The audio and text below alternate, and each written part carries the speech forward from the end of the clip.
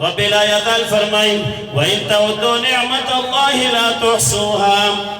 بیا بغیر احساناتو کی بغیر انعاماتو کی لوی نعمت دی اللہ جل جلالہ منوالہو اگا حضرت انسان لبچی ورکول اگا دی اولاد نعمت دی اللہ جل جلالہ منوالہو لطرف دا بچی دا یو عظیم نعمت تا دیتا پوس ایدی پشتنا دی حقا چانا کول بچار دی چچا بچی نہیں طول حربی اگلی پر استعمالی حضرات انبیاء کرام علیہم الصلاة والتسلیمات ہم خپل بچوئی غختنہ کردی دا بچی خوشتی دی اللہ جل جلالہ منوالونا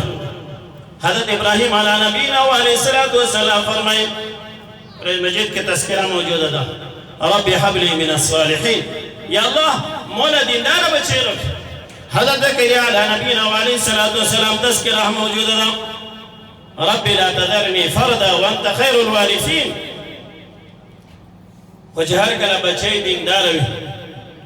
بیدا وکی حقیقی معنوں کی دی پلادا پر عظیم نعمت کرسی بیدا بچے او دا مال دا فتنہ ہم دا ذریعہ دا امتحان انما اموالکم و اولادکم فتنہ اللہ جل جلالہ منوالو فرمائی استاسو دا بارے استاسو دا بچی استاسو مالونا دا ذریعہ دا امتحان ہم دا ننچه دمینه دوسته که محفل و مجلس که ناس الحمدللہ وہ بچی ختم کرده قرآن شریف و اصل خوشی هم دادا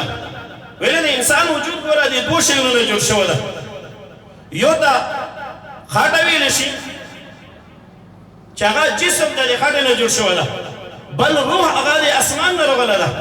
و ده انسان وجود که اصل شیع اغا روح ده اور کم محفل و مجلس کے میرا تو سے نوسیو ایدی تعلق دی روح سردا ننجی دا موجہ انسانون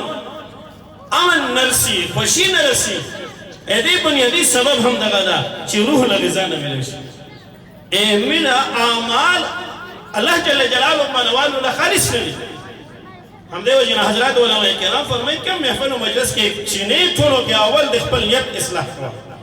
انما الاعمال بالنیات ده عمل ده رمضان بنيت مدينة زدي محفل ومجلس لرغنا بدينيت مدينة رغنا جل جلاله منوال دمول زرياد نجات وكذا ناديدان ودي محفل ودي مجلس تعلق دي الله دي كلام سره ده كل المجلس سره هم دي وجنا ده احساس اكرام ده وده احساس اكرام ده همیشه انسان دي برغورا ختم کدل نشته ده صرف دار بقره انتقال ده ناديدانو چې هر کله دغه بچي دیندار می نو دغه بیا پلار لا د مرګ نه پس هم فائدہ ورکوي نو دې لپاره موږ میرا د څه ذمہ داری دي چې انسان خپل دیندار بچي به هم دیندار ګرځي انسان خپل مسگزاری بچي به مسگزار ګرځي حضرات انبیاء علیهم الصلاۃ والتسلیمات او د خپل ځان سره سره د خپل بچي فکر کړه قرآن مجید کې حضرت لقمان حکیم سے وکیلا رب لا يزال فرمائیں وَإِذْ قَالَ لُقْمَانُ لِابْنِهِ وَهُوَ يَعِظُهُ يَا بُنَيَّ لَا تُشْرِكْ بِاللَّهِ فیاد کہا کہ لقمان حکیم خبر بچی لوئی اذا ما بچی شرک مکوا طولنا اول دے اکیدے اصلاح بھی لگے طولنا اول اکیدے اصلاح بھی لگے بیا غیر پستی عبادات فکر کوي نو پتہ ولګي دلا اول کو دی بچی لا دی دینداري سوال کوي او بیا غیر پستی تربیت به فکر کوي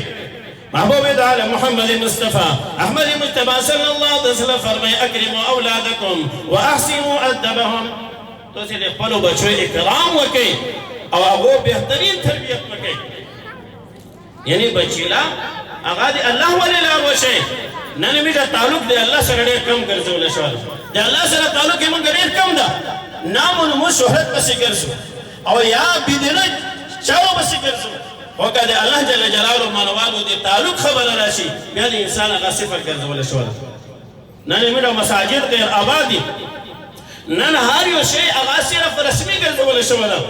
محبوب تعالی محمد مصطفى احمد مجتبى صلی اللہ علیہ وسلم فرمائے یوشک علی الناس زمان ان قریب خلق بدسی و زمان آروشی لا يبقى من الاسلام الا اسمه مسلمانین برائنام پتش ولا يبقى من القرآن الا رسمه قرآن مجید وہ صرف رسم پادش قرآن مجید چه دنیا لارو غلط عمل لارو غلط